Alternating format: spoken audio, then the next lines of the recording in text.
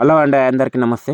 మీరు చూస్తున్నారు కదా మైలపూర్ మల్లయ్య జాతరలో మేము మా ఫ్రెండ్స్ అందరము ఎవ్రీ ఇయర్ ఇలా కలుస్తాము. కూరగాయలు అన్నీ తెచ్చుకున్నాము. ఇదిగోండి రాళ్ళు, కట్టెలు, ఒక్కొక్క రాయి అనేది ఎక్కడెక్కడి నుంచో ఉంటాయి. అవన్నీ తెచ్చి ఇలా పెట్టేసుకొని కట్టెలు ఒక్కొక్కటి ఏరుకొచ్చి పుల్ల పుల్ల జమ చేసి ఇలా వండుకొని తినడం అనేది చాలా అంటే చాలా బాగుంటుంది. దాని నుంచి మనకు మైండ్ కూడా ఒక టెన్షన్ లేకుండా మనము మన చేతులతో మనం ఏరుకొనొచ్చి రాళ్ళు గానీ, కట్టెలు గానీ ఇలా చేసుకోవడం అనేది చాలా అంటే చాలా బావుంటుంది.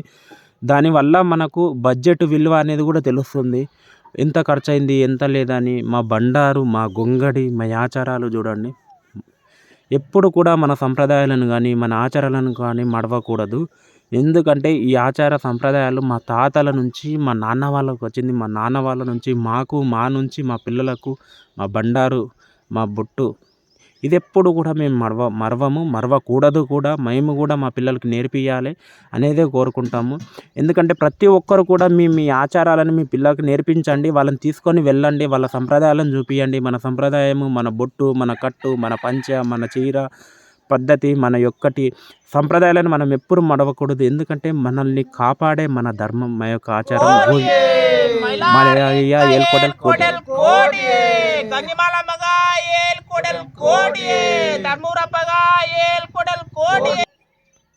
కోటి అనేది పెట్టాలి కంపల్సరీ. ఎందుకంటే కోటిగా పెడితేనే మాకెంతో ఆనందం. మా దేవునికి ఇచ్చే మన యొక్క ఇది కాబట్టి మనకి ఏంది కోటి ఏంది అది ఇది అని అనుకునే కండి ఎవరైనా సరే కంపల్సరీ మల్లయ్య ఏలుకోటల కోటి అనాల్సిందే.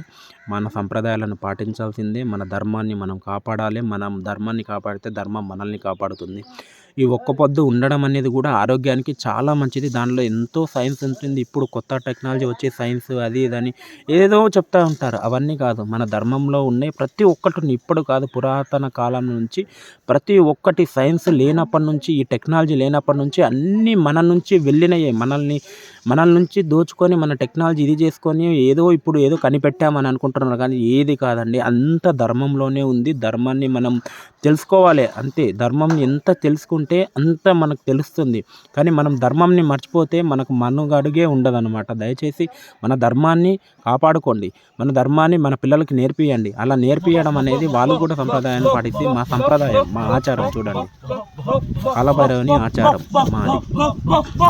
ఇది కూడా మేము మిస్ అవ్వం. అలాగే మా కాలభైరవునికి మా మల్లయ్య స్వామి ఇలా ఈ రూపంగా వచ్చి మా ప్రసాదాన్ని స్వీకరిస్తున్నాడు అని మేము అనుకుంటాం. ఇదిగోండి, ఒక్కసారి మల్లయ్య స్వామి మా ప్రసాదాన్ని స్వీకరించారు అనుకోండి, మేము ఎంత సంతోషిస్తామంటే స్వయాన మల్లయ్య స్వామి వచ్చి మా ప్రసాదాన్ని స్వీకరించి వెళ్ళాడనే సంతోషం మాలో ఉంటుంది. ఆ సంతోషం అనేది మాకు. ఈ వీడియోని ప్రతి ఒక్కరికి షేర్ చేయండి. Thank you.